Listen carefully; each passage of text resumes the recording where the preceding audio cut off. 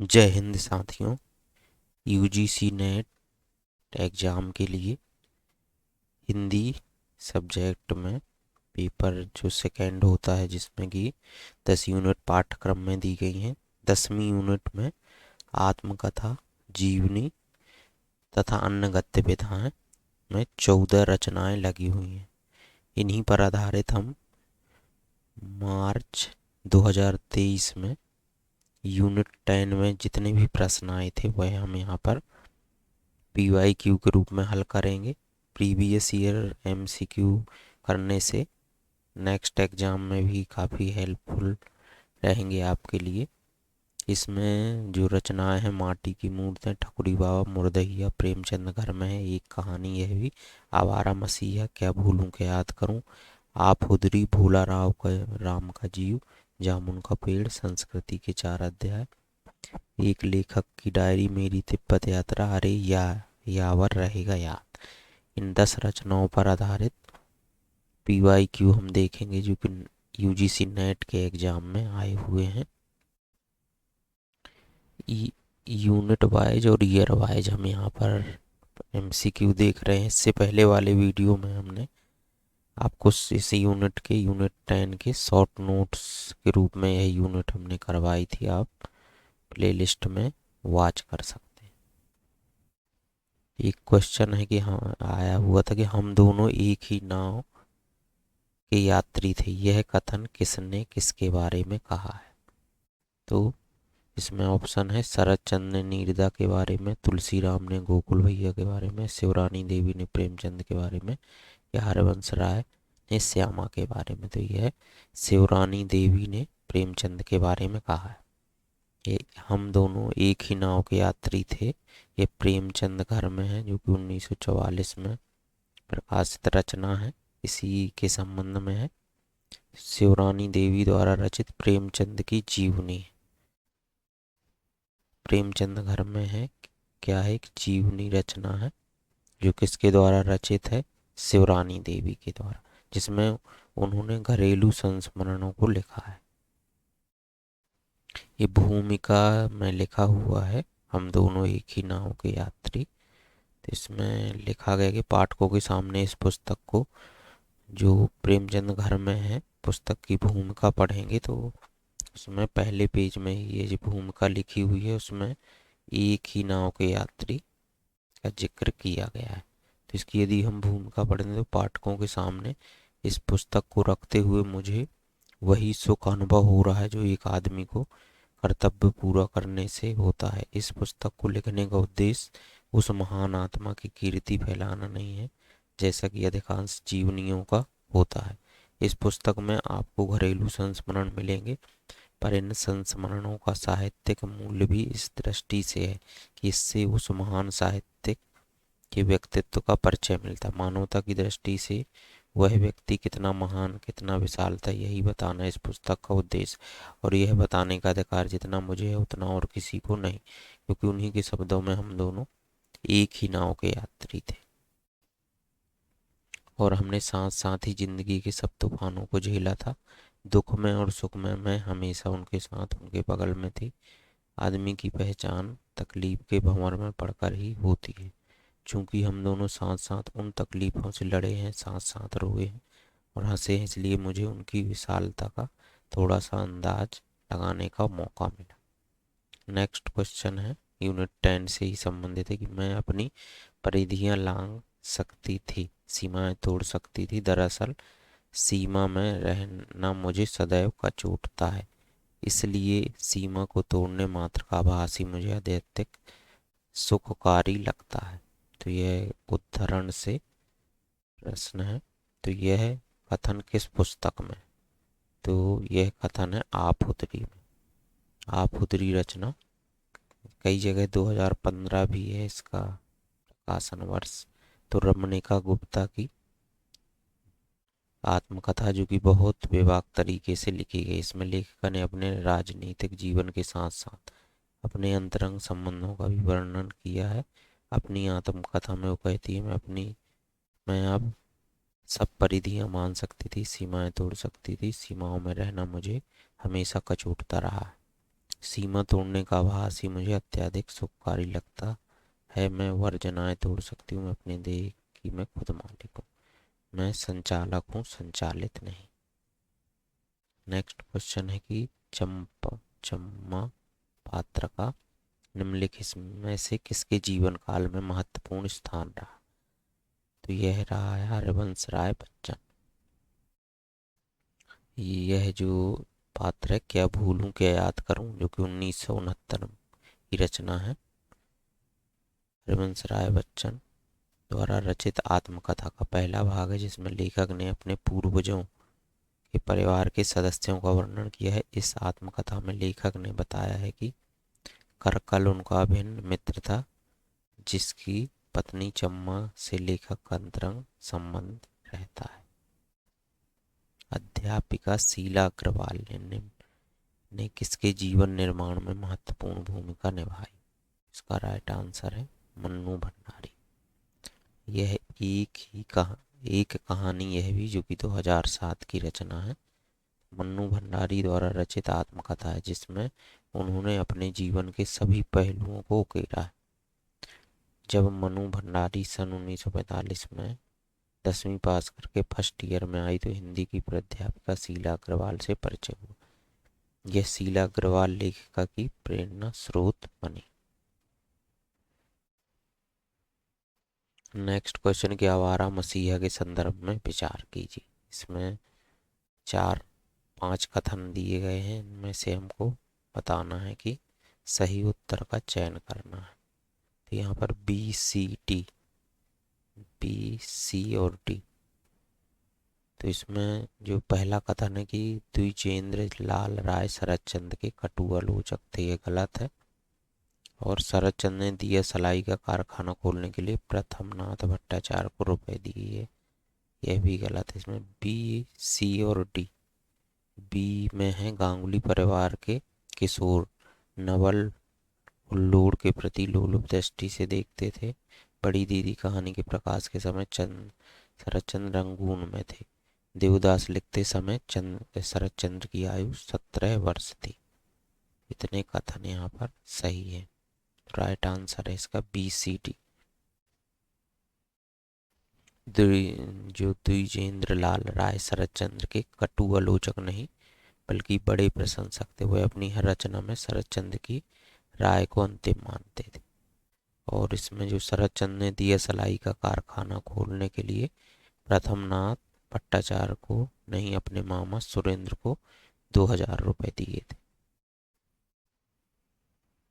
मुर्दहिया जो कि 2010 की रचना है, तुलसीराम की रचना है। तुलसीदास के गांव का नाम 12 गांव है। सरजू भैया गांव के चंद जिंदा दिल लोगों में से एक है। बाबा हरिहर दास ने तुलसीदास का नामकरण किया। कलकत्ता जाकर बलमू ने अने नाम के आगे रविदास जोड़ लिया था। बाबा को पांव की चोट ने सक्रिय जीवन के लिए अक्षम कर दिया था, तो इसको एनटीए ने इसको जो है डिलीट कर दिया था यह क्वेश्चन। तो इससे मुर्दहिया से हर एग्जाम में आपको क्वेश्चन मिलेगा, इम्पोर्टेंट रचना है। नेक्स्ट क्वेश्चन है, भारतीय समाज में एक द्वंद्व तो कर्म और संन्यास को लेकर है, दूसरा प्रवृत्ति और निवृत्ति के बीच, तथा तीसरा स्वर्ग और नरक की कल्पनाओं को लेकर। उपयुक्त कथन किस पुस्तक में है? तो यह जो है संस्कृति के 4 अध्याय, जो कि रामधारी सिंह दिनकर की रचना है। भारतीय समाज में एक द्वंद्व कथन संस्कृति के 4 अध्याय 1956 की रचना, जिसके निबंधकारी रामधारी सिंह दिनकर है। मेरी तिब्बत यात्रा राहुल सांकत्यायन की है 1937। आवारा मसीहा विष्णु प्रभाकर की रचना 1974। और क्या भूलूं क्या याद करूं 1969 हरिवंश राय बच्चन। नेक्स्ट क्वेश्चन है कि ठकुरी बाबा निम्नलिखित में से किस संग्रह से संकलित है? तो यह है स्मृति की रेखाओं से, क्योंकि महादेवी वर्मा द्वारा रचित संस्मरण स्मृति की रेखा। इसमें एक अतीत के चलचित्र है। यह जो है महादेवी वर्मा की 1941 में संकलित स्मृति की रेखाएं निम्न वर्गीय पात्रों का संस्मरण है। पथ की साथी 1956 और मेरा परिवार 1972। पथ की साथी में साहित्यकारों का संस्मरण है और मेरा परिवार जो कि 1972 में संकलित है पशु पक्षियों का संस्मरण है।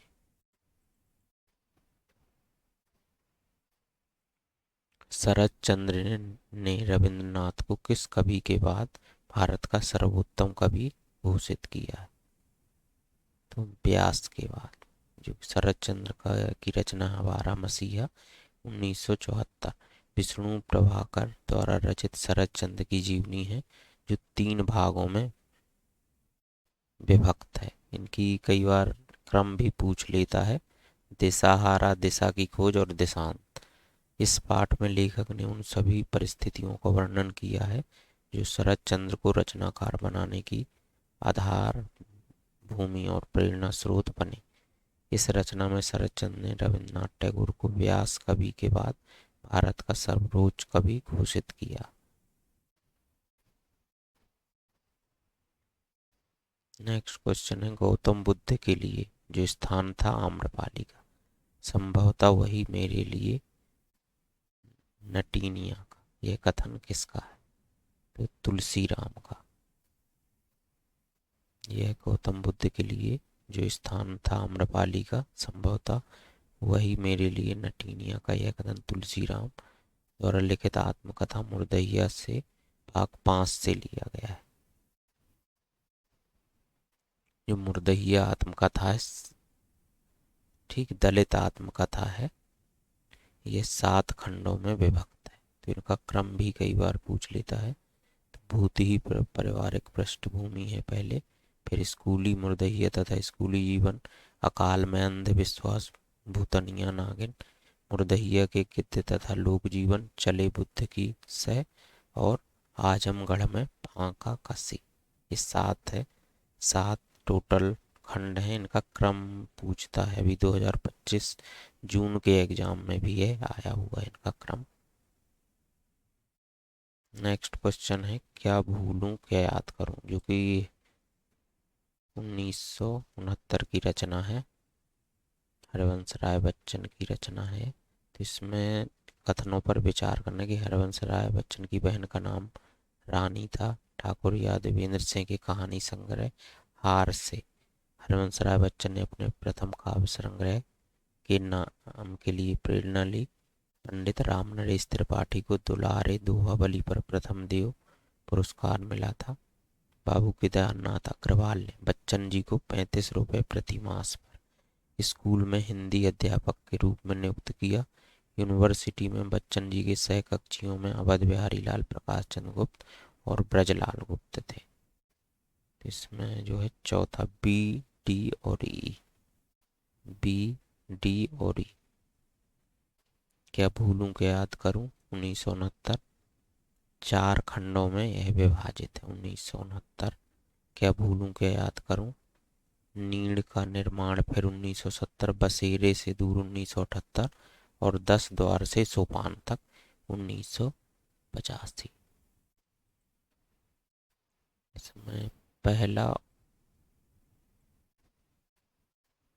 जो इसमें हरिवंश राय बच्चन की बहन का नाम मुनमुन था। भगवान दे रानी लेखक के मित्र यशपाल की पत्नी का नाम था। इसमें एक कथन और गलत था,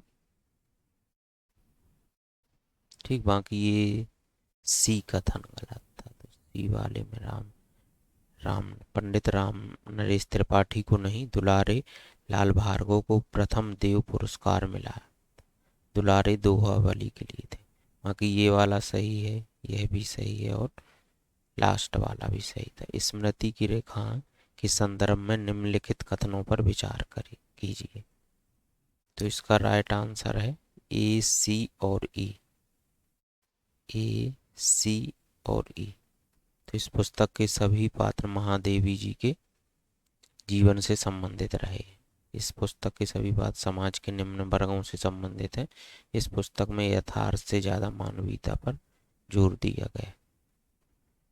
इस पुस्तक की जो शैली है वर्णनात्मक है, और इसमें जो है स्मृति नाम की किसी स्त्री का चित्रण नहीं है। यहाँ पर लिखा कि स्मृति नाम की स्त्री का चित्रण है जो चित्रकारी, तो ये गलत है कथन। अतीत के चलचित्र महादेवी वर्मा द्वारा रचित एक रेखा चित्र है, 1941 में यह संकलित है। इसमें लेखिका द्वारा हमारा परिचय, रामा, भाभी, बिंदा, साबिया, बिट्टो, बालिका माँ, घीसा, अभागी स्त्री, अलोपी, बबलू तथा अलोपा, इन 11 चरित्रों से करवाती। सभी रेखा चित्रों को उन्होंने अपने जीवन से ही लिया है, इसलिए इनमें उनके जीवन जीने की विधि, घटनाओं तथा चरित्र के विभिन्न पहलुओं का प्रत्यारोपण अनायास ही हुआ। उन्होंने अनुभूत सत्यों को जस का तस संकित किया है। महादेवी ने अपने अधिकांश रेखा चित्रों में निम्न वर्गीय पात्रों की विशेषताओं, दुर्बलताओं और समस्याओं का चित्रण किया। वृद्ध भक्तिन की प्रगल्भता तथा स्वामी भक्ति, चीनी युवक की करुण मार्मिक जीवन गाथा, पर्वत के कुल जंग बहादुर की कर्मठता, और फिर मन्नू, ठकुरी बाबा, बिंबिया तथा गुंगिया जैसे चरित्रों की मर्म स्पर्शी जीवन झांकियां पाठक को अभिभूत कर देने में सक्षम है। नेक्स्ट क्वेश्चन है कि भोला राम का जीव के संदर्भ में निम्नलिखित कथनों पर विचार कीजिए। तो इसमें सी ऑप्शन तो सही है, इसमें सरकारी कार्यालयों में पनप रहे भ्रष्टाचार का मार्मिक चित्रण। तो सी जो है इसमें आ रहा है और इसमें आ रहा है, इन दोनों में नहीं है, तो ये दोनों ऑप्शन गलत हो जाएंगे। फिर बी, इसमें लाल फीता शाही की अमानवीयता का चित्रण, तो ई दोनों में है, यह सही हो जाएगा। फिर इसमें जीव और परमात्मा के संदर्भ में, ये तो गलत हो जाएगा। इसमें पौराणिक कथा को आधार बनाकर व्यंग्य की निर्मित की गई है। भोला राम का जीव कहानी का व्यंग्य कहानी है यह। प्रकाशन वर्ष 1967 है, जिसमें लेखक हरिशंकर परसाई हैं। भोला राम के जीव में जीव और परमात्मा के संबंधों पर विचार नहीं, बल्कि रिश्वतखोरी पर विचार किया गया है। इसमें पौराणिक कथा को आधार बनाकर व्यंग्य निर्मित की गई। इसमें सरकारी कार्यालयों में पनप रहे भ्रष्टाचार का मार्मिक चित्रण है। ये दलित आत्मकथाओं का भी एक प्रश्न है कि प्रथम प्रकाशन वर्ष के आधार पर हिंदी की दलित आत्मकथाओं को पहले से बाद के क्रम में लगाइए। तो यहाँ पर जो कथाएं दी गई, मुर्दहिया जो हमारे पाठ्यक्रम में है 2010, ये पाठ्यक्रम में अन्य नहीं है। तो दोहरा अभिशाप दलित आत्मकथा है 1959 ईस्वी। इसकी लेखिका हैं कौशल्या बैसेली। झोपड़ी से राजभवन 2002 ईस्वी, माता प्रसाद। मेरी पत्नी और भेड़िया 2009 में डॉक्टर धर्मवीर। मुर्दहिया 2010 तुलसीराम। शिकंजे का दर्द 2012 इसमें सुशीला डाक भौरे। रेखा चित्र, पहली जो माटी की मूर्तें रेखा चित्र है उससे संबंधित यह प्रश्न है, जिसमें कि रेखा चित्र के मुख्य पात्र और सहयोगी पात्र। तो इसमें सरयू भैया, मंगर, रजिया और देव ये मुख्य पात्र हैं।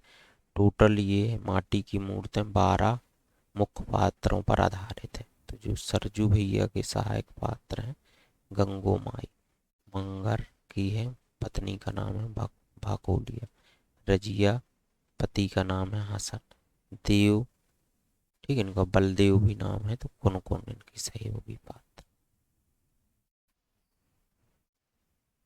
अरे या यावर रहेगा याद, मैं ये भी यात्रा वृत्तांत है।